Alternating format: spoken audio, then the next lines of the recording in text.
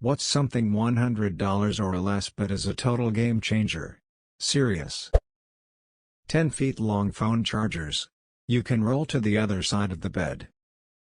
Mine is so long I can charge in the entire upper half of my house, it's great. And we've come full circle back to corded phones. One of my wife's former coworker commented that the main reason he liked his Apple Watch was because he no longer had to take his phone out of his pocket to see what time it was. He did not see the irony. Ha, that's great. I'll just keep wearing my Simpsons watch from Burger King, thank you. A solid-state drive for your PC. If you currently have a hard disk drive, everything loads so much faster and it's pretty easy to install. 12 seconds to boot my laptop? Thank you to the person that invented them. 12 seconds still seem a bit long though. This post was made by the NVM gang. Pillow. Most people use it more than their car. $100 can get you a pretty good one.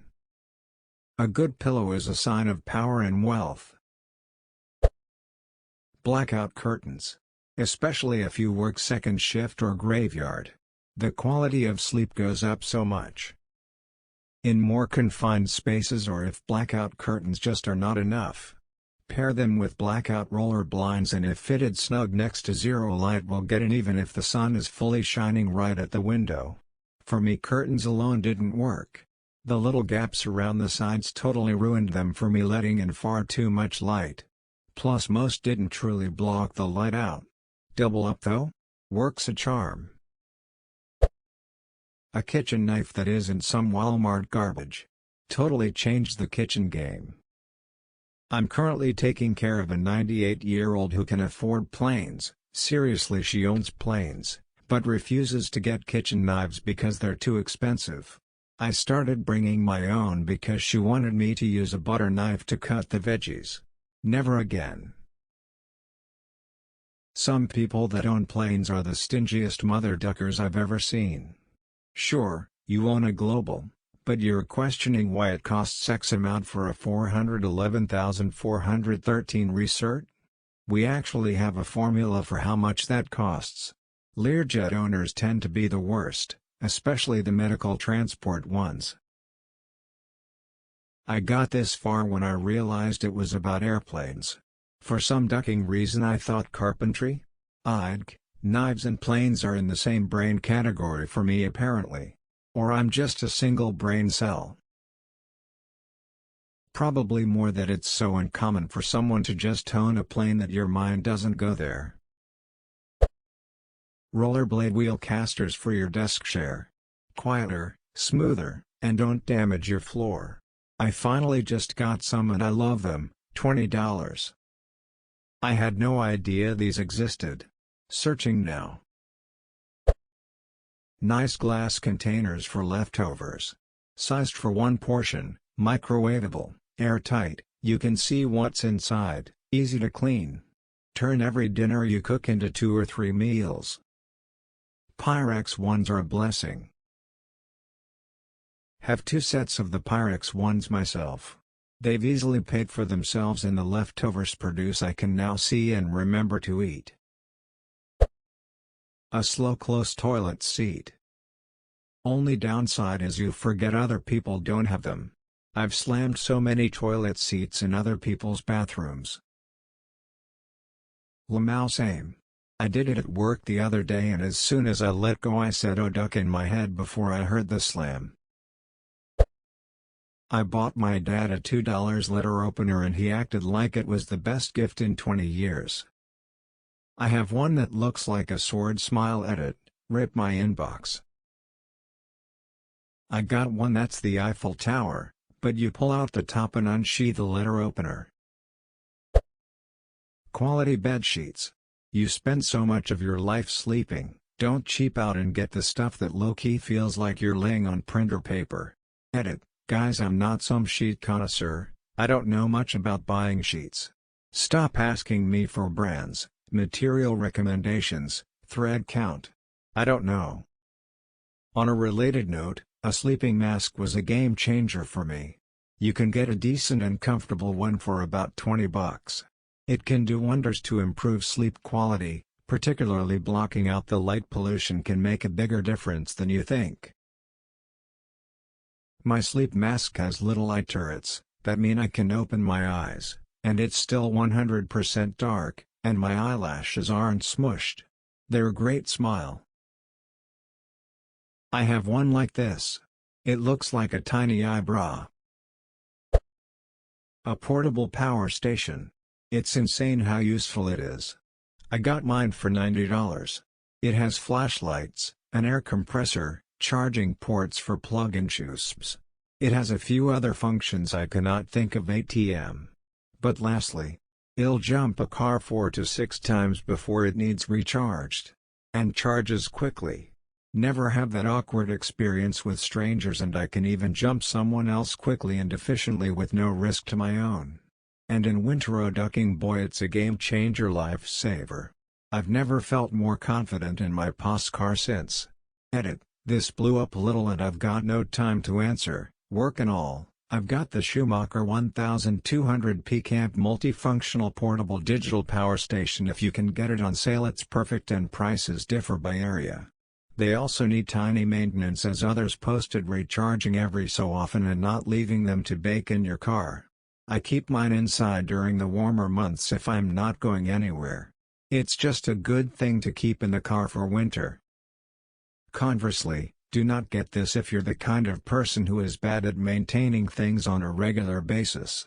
These are not something you can charge then leave in your car for 2 years. They're supposed to be recharged every 6 months.